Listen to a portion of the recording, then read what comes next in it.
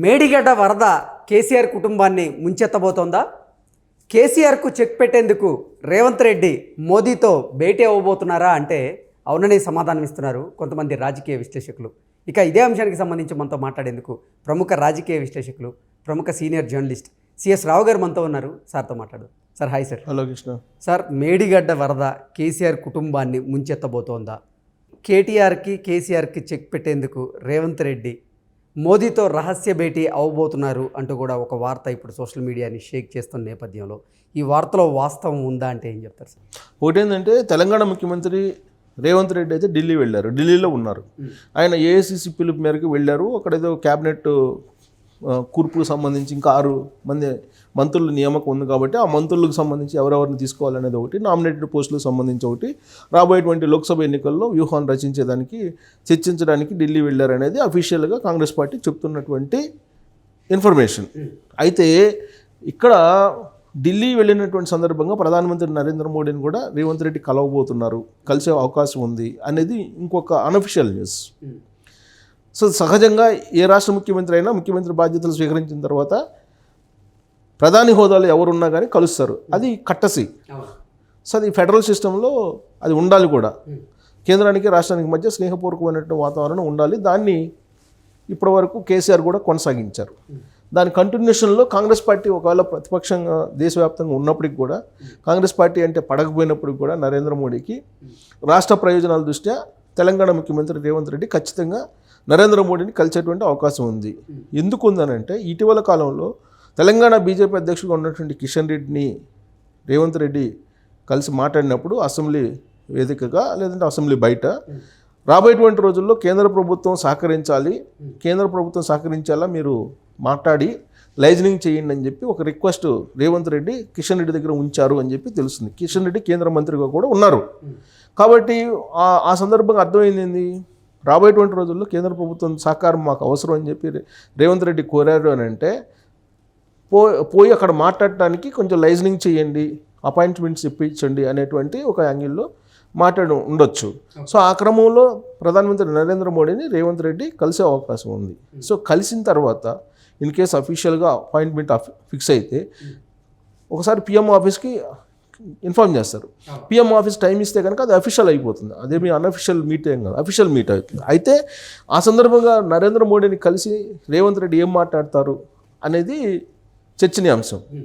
ఖచ్చితంగా ఇప్పుడున్నటువంటి పరిస్థితుల్లో ఒక బీజేపీ సంబంధించినటువంటి ప్రధానమంత్రి నరేంద్ర మోడీ ఉన్నారు అక్కడ కేంద్రంలో, ఇక్కడ రాష్ట్రంలోనే కాంగ్రెస్ పార్టీకి సంబంధించిన ముఖ్యమంత్రి ఉన్నారు. కాబట్టి రాజకీయపరమైన రహస్యాలు మాట్లాడుకునేటువంటి అవకాశం లేదు.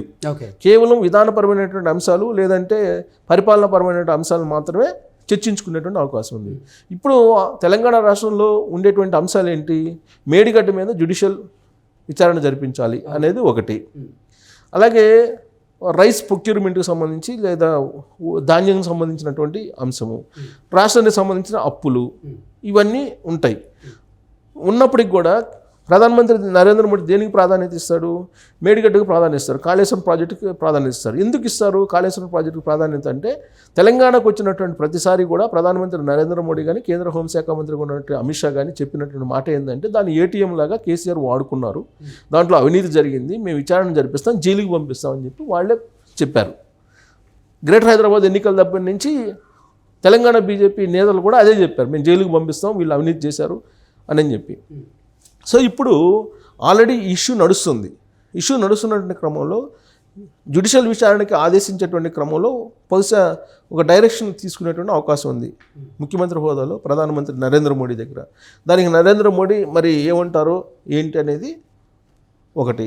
అక్కడి నుంచి క్లియరెన్స్ తీసుకుంటున్నాను అనుకో, క్లియరెన్స్ తీసుకుంటే ఇక్కడ డైరెక్ట్గా విచారణ స్టార్ట్ అవుతుంది. లేదు జ్యుడిషియల్ విచారణ ఎందుకు, సిబిఐ ఎంక్వైరీ వేపిద్దాం, లోపల పంపించేద్దాం ఇమీడియట్గా అని అంటే బహుశా అదైనా చెయ్యొచ్చు. సో కాబట్టి నరేంద్ర మోడీని రేవంత్ రెడ్డి కలుస్తున్నారు అనగానే బీఆర్ఎస్ పార్టీలో అలాగే కల్వకుంట్ల ఫ్యామిలీలో అయితే మాత్రం ఖచ్చితంగా గుండెల్లో రైళ్లు పరిగెట్టేటువంటి పరిస్థితి. ఎలాంటి అంశాలు చర్చిస్తారో అనేది, ఎందుకంటే సీక్రెట్గా నరేంద్ర మోడీ కేసీఆర్ మాట్లాడుకున్న అంశాలను కూడా నరేంద్ర మోడీ బయట పెట్టారు. కేటీఆర్ని ముఖ్యమంత్రి చేయడానికి నాకు సహకరించండి అని చెప్పి కేసీఆర్ కోరారు అని చెప్పి విషయాన్ని మోడీ బయట పెట్టారు. సో కుటుంబ పాలన కుదరదు అని చెప్పి నరేంద్ర మోడీ ఒక పాలసీ ఉంది.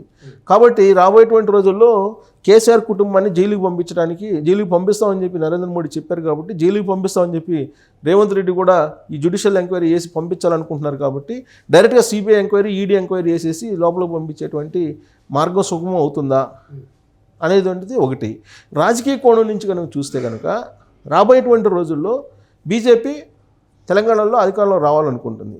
మరో 10 సంవత్సరాల పాటు తానే ముఖ్యమంత్రిగా ఉండాలని రేవంత్ రెడ్డి అనుకుంటున్నారు.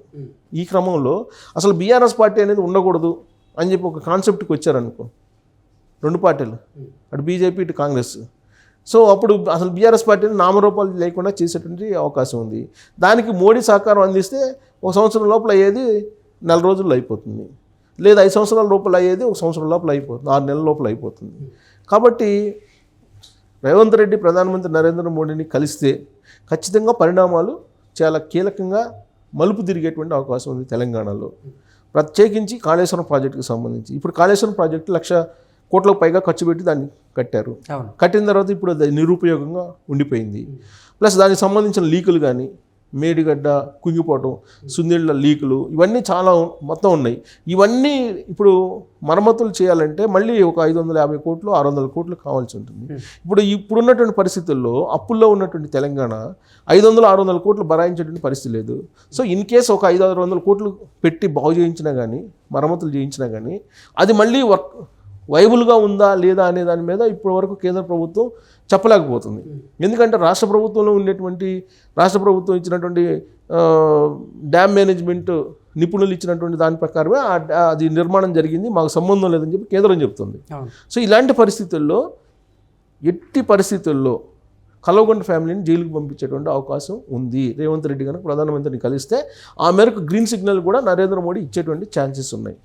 సో అందుకే రేవంత్ రెడ్డి ఢిల్లీ పర్యటన అనగానే కల్వకుంట్ల ఫ్యామిలీలో ఒక రకమైనటువంటి అలజడి మొదలైందని చెప్పి మనం చెప్పుకోవచ్చు. ఏంటి సార్, రేవంత్ రెడ్డి కనుక ప్రధాని మోదీతో భేటీ అయితే, రేవంత్ రెడ్డి కూడా ఆర్ఎస్ఎస్ భావజాలం ఉన్న వ్యక్తి, గతంలో ఆర్ఎస్ఎస్లో పనిచేసిన వ్యక్తి కాబట్టి అతనికి సహాయ సహకారాలు అందించే దాంట్లో భాగంగా కేసీఆర్ కుటుంబానికి ఇంకా చొక్కెదురు తప్పదా అంటే ఏం చెప్తారు సార్? ఇప్పుడు ఒకటి, రేవంత్ రెడ్డిని వేరుగా చూడనుకుంటున్నాను నరేంద్ర మోడీ. ఎందుకంటే నరేంద్ర మోడీ ఎన్నికల సందర్భంగా తెలంగాణకు వచ్చినప్పుడు కూడా ఎక్కడా రేవంత్ రెడ్డిని పర్సనల్గా విమర్శించాల.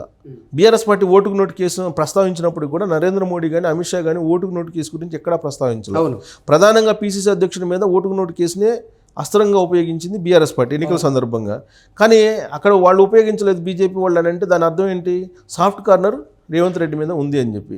ఇప్పుడు ఆర్ఎస్ఎస్ కానీ ఆర్ఎస్ఎస్ బ్యాక్గ్రౌండ్ నుంచి వచ్చినటువంటి నేపథ్యం ప్లస్ ఏబీవీపీలో పనిచేసినటువంటి నేపథ్యం ఉంది రేవంత్ రెడ్డికి. విద్యార్థి దశ నుంచి బీజేపీ యొక్క భావజాలం ఉందనేది తెలుస్తుంది కదా. సో కాబట్టి కొంత సాఫ్ట్ కార్నర్ అయితే ఖచ్చితంగా ఉంటుంది నరేంద్ర మోడీకి, లేకుండా ఉండే అవకాశం లేదు. సాఫ్ట్ కార్నర్ ఉంటుంది. అట్ ద సేమ్ టైం రాజకీయపరమైన లబ్ధి కోరుకుంటారు నరేంద్ర మోడీ. అక్కడ ఏదో అంటారు, వంగతాటు కాడ ఎక్కడైనా భావాన్ని కానీ వంగతాటు కాడ వద్దని చెప్పి అంటుంటారు కదా పెద్దల సామెత. అలానే ఎంత నీకు ఆర్ఎస్ఎస్ భావజాలం ఉన్నా, ఎంత ఏబీపీ బ్యాక్గ్రౌండ్ ఉన్నా కానీ రాజకీయాలకు వచ్చేటప్పటికి ఆయన ఉన్నటువంటి రేవంత్ రెడ్డి ఉన్నటువంటి డయాస్ ఏంటి? కాంగ్రెస్. నరేంద్ర మోడీ ఏంటి? కాంగ్రెస్ ముక్త భారత్ కోరుకుంటున్నాడు, కాంగ్రెస్ ముక్త భారత్ని కోరుకుంటున్నాడు. కాబట్టి రాంగ్ డయాస్లో ఉన్నాడు ఈయన. కాబట్టి రాజకీయ కోణం నుంచి నరేంద్ర మోడీ ఆలోచిస్తారు.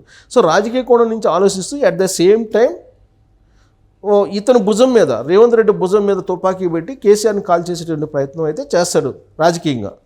సో అది చేయాలంటే ఏంటి? ఇప్పుడు అందించినటువంటి అవకాశం నరేంద్ర మోడీకి.